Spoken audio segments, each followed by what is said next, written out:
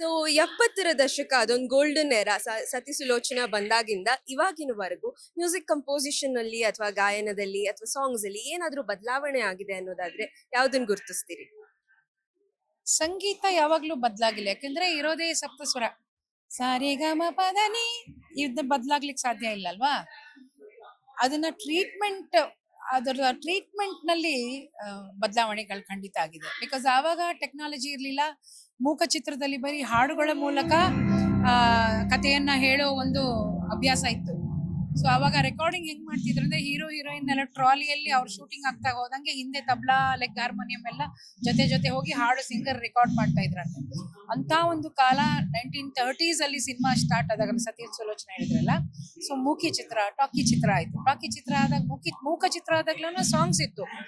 ಆಲಂಬರ ಅಂತ ಒಂದು ಚಿತ್ರದಲ್ಲಿ 60 ಹಾಡುಗಳಿತ್ತಂತೆ. ಸೊ ಈ ತರ ಬೆಳ್ಕೊಂಡ್ ಬಂತು.